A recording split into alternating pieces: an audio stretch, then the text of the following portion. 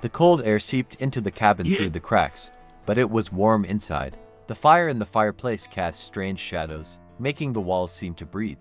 This fire was the only source of light, aside from the shining stars that looked in through the window. The eyes of Liam, the huge mountain man who never showed emotions, filled with tears. They weren't from the cold, nor from the pain he was used to enduring, but from the fragile, unbearable tenderness with which Claire, a miniature girl, stood on her tiptoes, trying to hug him. Her small hands barely met on his broad back, her fragile body pressed against his massive chest. He felt the beating of her heart, fast and strong, and it seemed to him that it warmed him better than any fire. She buried her face in his shoulder, and he felt her breath on his neck. In that moment, as she held him, the world ceased to exist. There was no winter wind, no crackling of wood, no crushing weight of the mountains. There were only the two of them. "You are bigger than my home," she whispered, and these words were like a blow to him, stronger than any blow. He couldn't understand why these simple words, spoken in such a quiet yet firm voice, made him freeze. He had lived his whole life feeling too big for the small towns he tried to avoid, too big for anyone's home, for anyone's life. His strength had always been his curse, not a gift. It pushed people away, made them shrink back, and made him stay away. He always felt like he had to apologize for his bulk, for his very existence. But now, in this tiny cabin, he heard for the first time that his size was not a punishment. He looked down at her, his immense figure blocking the light from the fireplace. He vaguely remembered entering this house, how he filled the entire space, how his shoulders brushed against the door frames, and his head touched the ceiling. He expected her to complain. He expected fear. He expected her to ask him to leave. But instead, she hugged him. He felt her small hands press against his back, and this simplicity, this sincerity, broke down all the walls he had built for years. "You are bigger than my home," the words echoed in his mind. She wasn't talking about the size of her small cabin. She was talking about the fact that his presence, his huge, clumsy, but so warm and reliable figure didn't fit into her world. And this tore his heart, not because she rejected him, but because she accepted him. She saw him for who he was and wasn't afraid. She saw his strength, not as a threat, but as a source of security. She didn't ask him to get smaller. She made her own world bigger so he could enter it. His tears were bitter. They carried the pain of loneliness, the despair of always being alone. They were like the meltwaters after a long and cold winter. They signified an end, the end of his loneliness. He didn't know how to live with other people, how to be accepted. But in that moment, in the arms of this fragile, yet so strong girl, he realized that his world had changed forever. To understand why he was crying, we need to go back to the beginning of that night. Claire had always been strong, not because she had a lot of physical strength, but because life had given her no other choice. After the epidemic took her parents, she was left alone in the snow-covered mountains. She was only 19, and she thought she wasn't capable of handling this loss, but she could. Every day was pain, but she learned to live with it, like a cold wind that pierces through you. She wasn't just surviving, she was rebuilding her life, brick by brick, log by log. Her only world was the small cabin she had built with her father.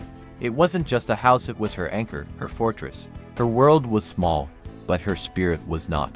She thought it would always be this way: snow, silence, stars, and loneliness. She had already gotten used to it. She had learned to talk to the trees, listen to the howl of the wind, and see whole stories in animal tracks. Loneliness had become her habit, her comfort zone. She didn't wait for help, didn't look for salvation. She was on her own, and she was okay with that. She was sure that her solitude was her choice, her destiny, her strength. But on one of the coldest nights, when the snow was falling in thick flakes, she heard a scratching sound at the door. It wasn't the wind. It was a sound she had never heard before. It was like wood scraping against wood. She froze, her heart beat like a frightened bird in a cage. She pressed against the wall, looking at the door, and expected the worst. She was afraid that some wild beast was waiting outside, that it would break down her door, and she would have to fight for her life. First, she thought of a wolf, then a bear. She took the musket that hung on the wall and prepared herself. She was ready to face death. She had learned this from her father. "If you want to survive, you must be ready to die," he would say. And she believed it. But when she quietly opened the door, she saw him. On the doorstep, dusted with snow, stood Liam.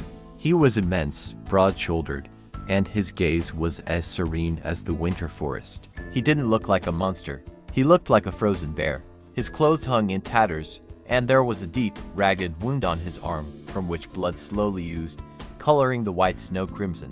There was no malice or threat in his eyes, only a deep, unspoken despair. He didn't ask for help, he couldn't. Too proud, too used to being alone. He just stood there, letting the snow cover his broad shoulders. Claire, who had been so frightened a second ago, suddenly felt a deep compassion.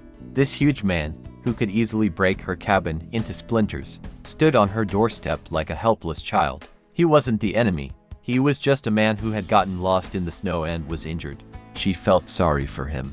This feeling, neat yet so strong, pushed all fear away. Without hesitation, she pulled him away from the door.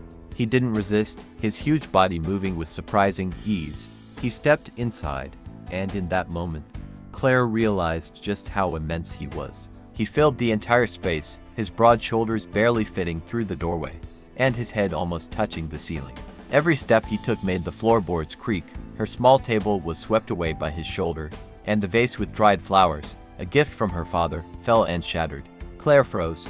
She was prepared for the worst, for him to be scared of her, for him to leave, or, even worse, to start tearing things apart. But he just lowered his head and stood still, as if he himself was ready to collapse. He stood with his head down, as if apologizing for merely existing. In that moment, she saw not just an injured man, she saw his despair.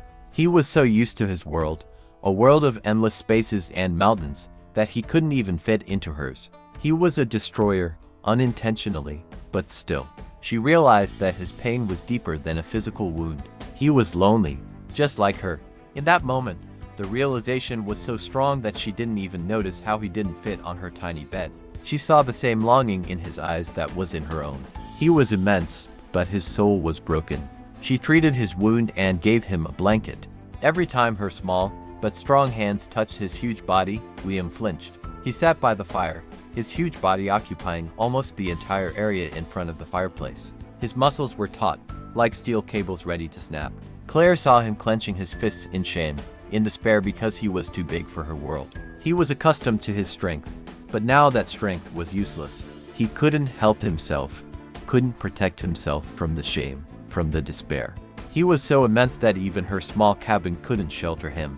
Every time he accidentally brushed against something, he waited for a reproach, anger, any sign that he was an unwelcome guest, a mistake that needed to be corrected. But Claire didn't say a word, only quietly tidied away the broken vase he had dropped and offered him a mug of hot tea. He said nothing, but Claire saw everything in his eyes. She saw his pain, his loneliness, his fear.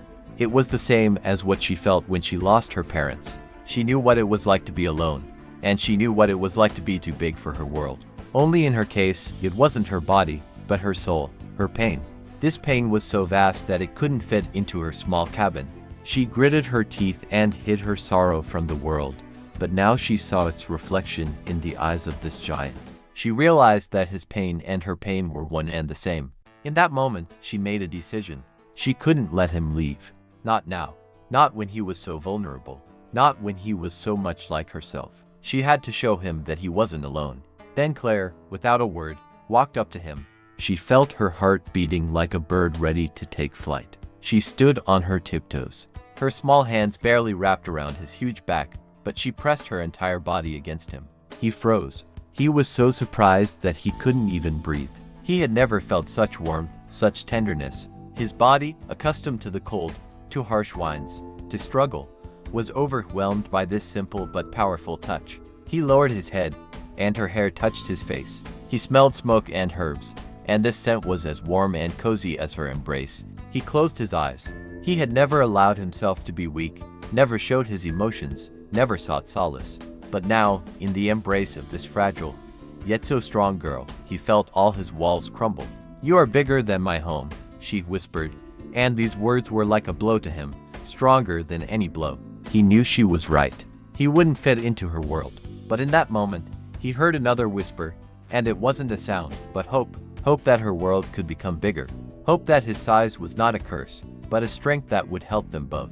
Hope that they could create a new world where they could both exist. Will they be able to find a way out of this situation? Will the mountain man be able to accept that his size is not a curse, but a strength that will help them both. And how will Claire show him that their world can be bigger than the four walls of her cabin?